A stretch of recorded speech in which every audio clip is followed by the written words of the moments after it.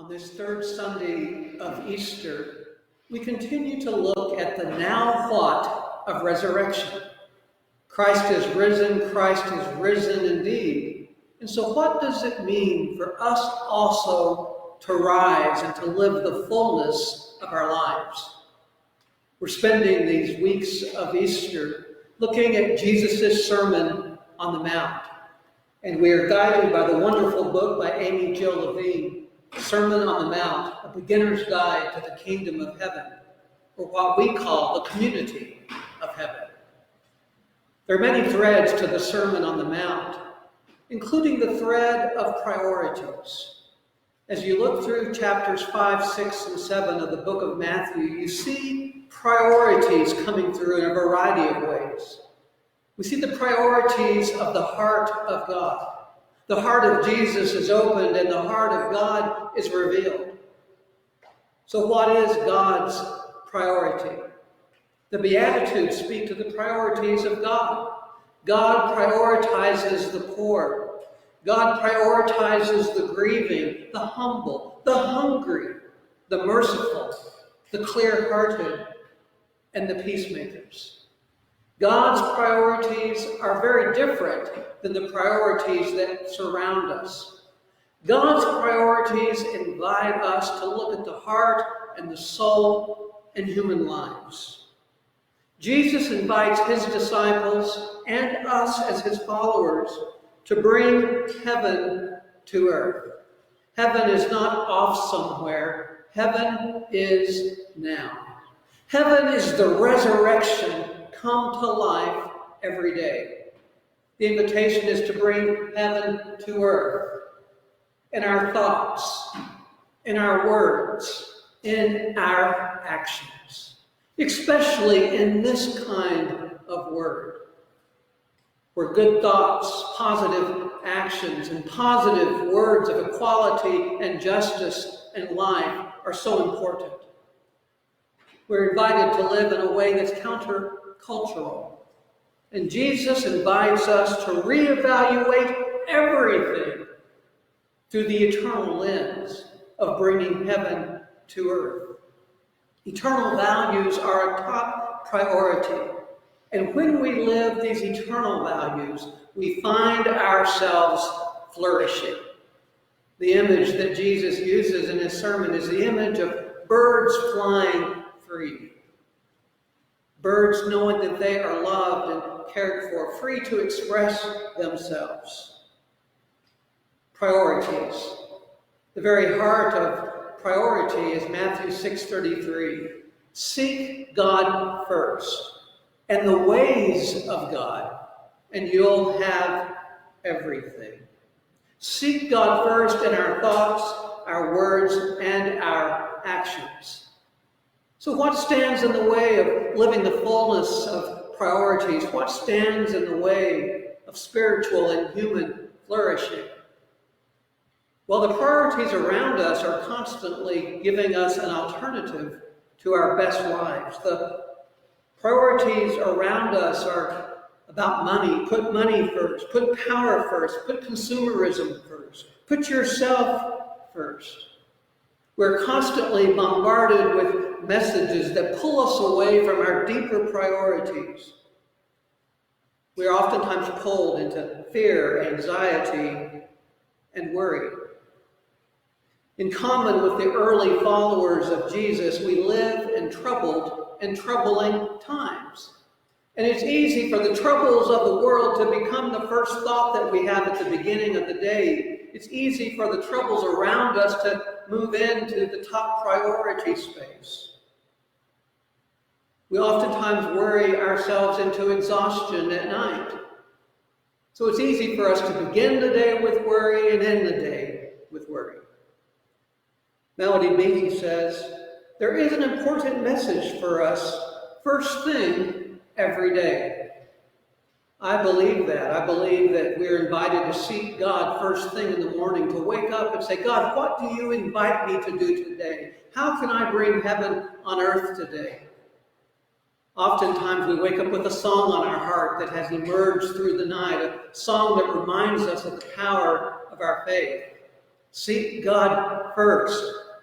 And yet oftentimes that worry, that fear, the list of responsibility immediately makes its way into the forefront of our thoughts. I know that's often true for me. And when I begin a day where rather than seeking the first thought that God has for me, other thoughts creep in, my day is out of kilter and out of balance. And I find myself living decentered from my top priority of bringing heaven on earth, helping those around me, bringing love to others, living with inspiration and fullness and encouragement and hope. It's easy for hope to get squeezed out. It's easy for heaven to get pushed out by anxieties and fears and stuff. It's easy to lose focus on priority one. Seek God first and the ways of God, and you'll have everything. Matthew 6:33 from the Sermon on the Mount. Jesus noticed this tendency in the hearts of his disciples.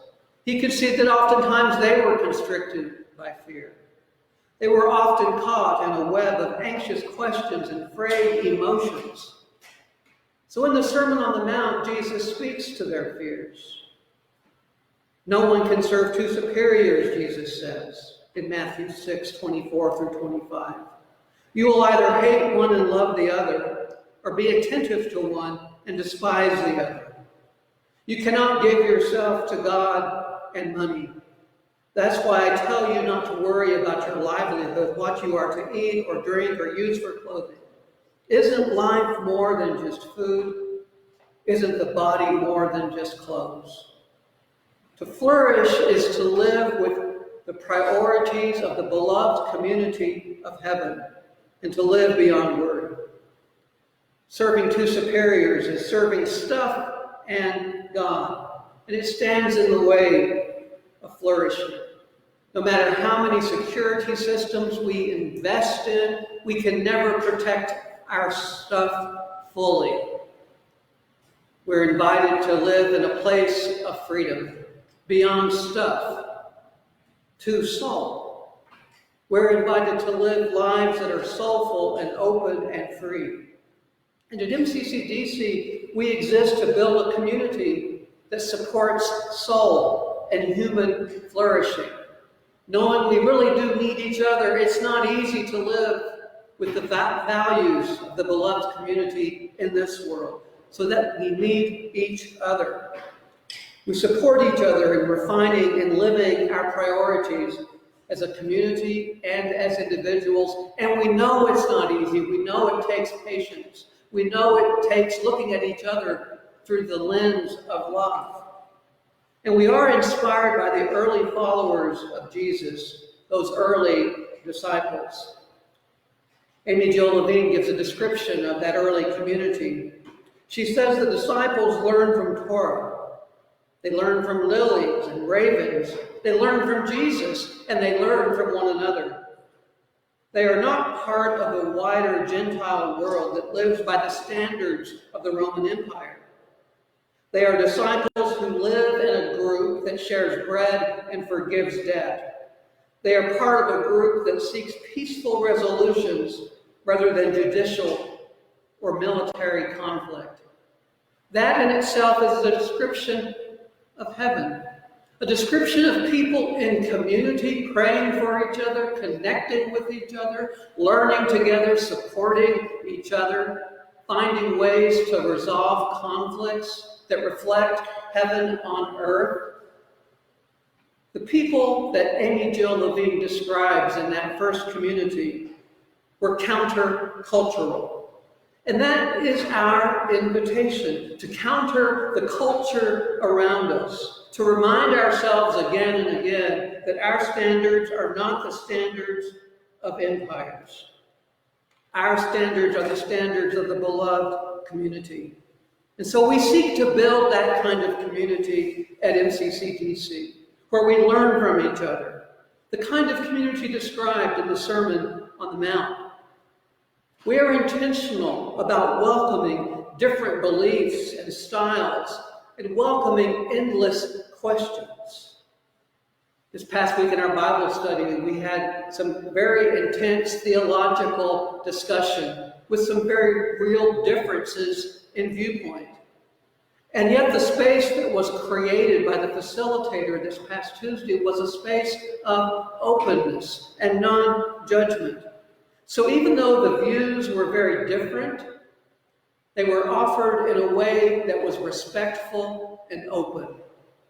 A way that you could listen to somebody and say, never quite thought of it that way before. Let me think about that some more. That is the community of heaven. It's not handing somebody a sheet that has a doctrine laid out saying, you must believe this or you're out. It's inviting us to join together in holy conversations, learning from each other, and knowing at the very heart of it all, we are siblings.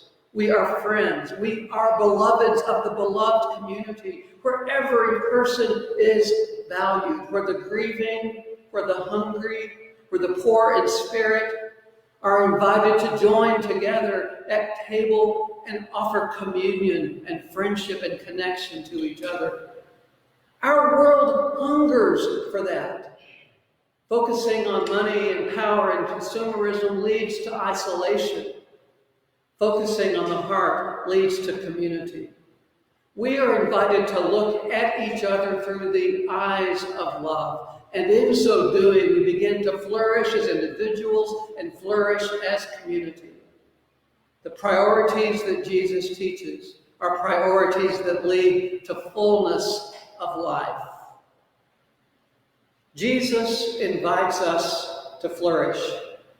I love the reading that Monica Lawrence offered just a few moments ago, and I want to just go back to that because it's so powerful.